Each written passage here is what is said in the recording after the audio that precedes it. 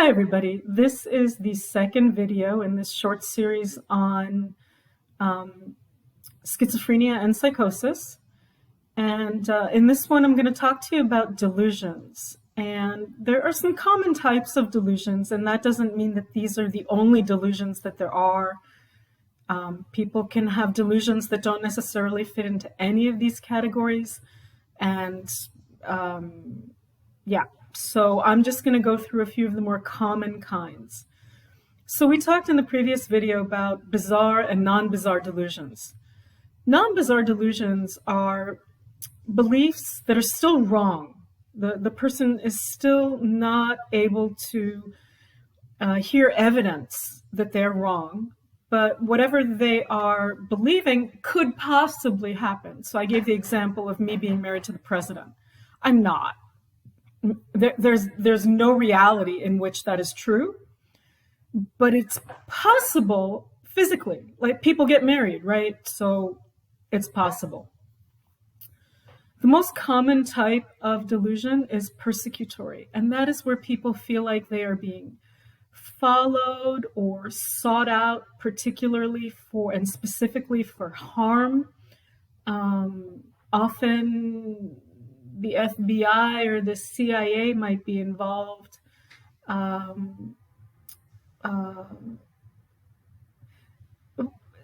course, sometimes people are right, and it's not a delusion. Hollywood loves those scenarios. There's that Mel Gibson movie, I don't know, it's really old, I don't remember it, but where the whole movie he's perceived to be mentally ill, and at the very end of the movie you find out that all of his delusions are actually true. So sure, it could happen, it's not very likely. With all delusions, one thing to keep in mind is that usually there is something in the environment that is that the delusion can hang its hat on. So there's some kind of a hook in the world, and the delusion grows around that. There might be something particularly that the person doesn't understand. So why is it that it I'm thinking of non-bizarre delusions. So why is it that when I looked at the video of the person speaking about the government, they mentioned somebody named Joe? And my first name is Joe, so that probably has to do with me, and I might grow an entire delusion around it. It might be something in the world that I don't understand, like, why is it raining? Why does it rain, you know? Why am I feeling afraid? Now, sometimes what we see is that people are anxious, and there is no apparent reason, but we find a reason in the world to pin our anxiety onto. So if I'm anxious, and I also have schizophrenia, so I have problems with my thinking and with thinking clearly and understanding what is important in the world and what is not.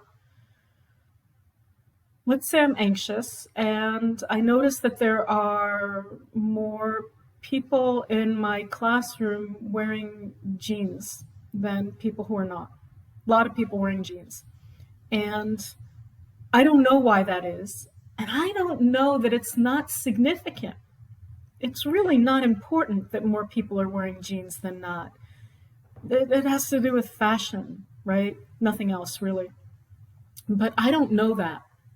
So I create a story in my head, for example, where all the people in the room who are wearing jeans are doing so because they want to let one another know that they're part of the group that's going to follow me home and kill me.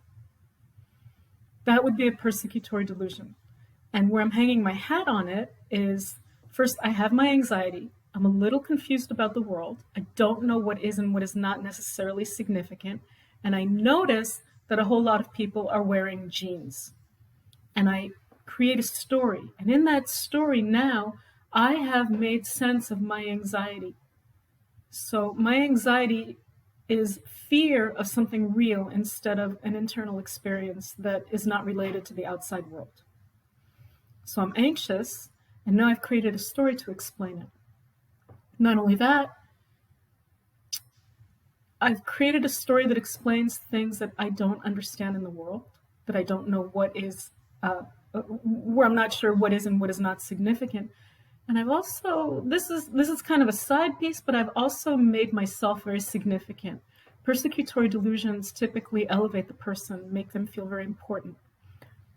If the FBI and the CIA are after me, I must have something very important that they want, and it gives me a sense of esteem and importance in the world. Erotomania is a type of delusion that you see in the media not infrequently. It's when people believe that they have a special, typically romantic relationship with another person, and they don't. Often it's with celebrities. So somebody might believe that they're married to a celebrity, that they have a secret relationship with a celebrity, that the celebrity loves them. And I'm not, again, talking about, teen crushes, teen celebrity crushes or something like that. Those are, of course, completely common. Delusions of jealousy. What's interesting about delusions of jealousy, of course, is distinguishing between normal jealousy and delusional jealousy. And in delusional jealousy, what we see is that the person is jealous no matter what.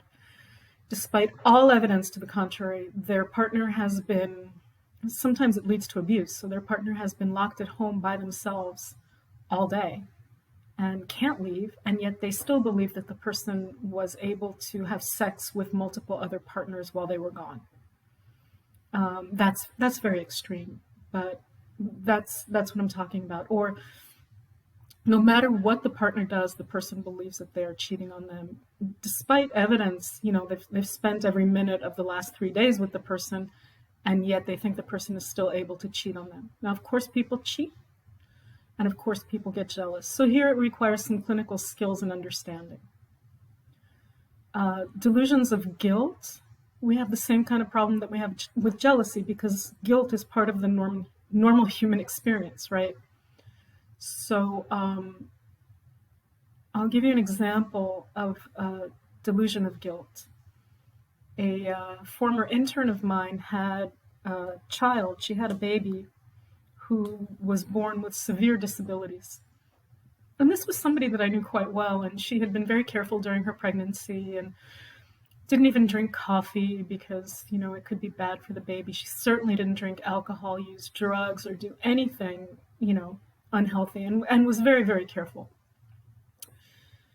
And it was awful to have the baby born severely disabled, needing multiple surgeries and having, knowing that there was going to be a future of severe developmental disabilities. And she said to me, it's because I did drugs. I was like, what? I was so shocked because, she was so careful. I said, oh, well, what kind of drugs did you do? And she said, well, when I was in high school, I, did all these, these drugs. And she was almost 40 at this time. And I said to her, no, that is not why this is happening.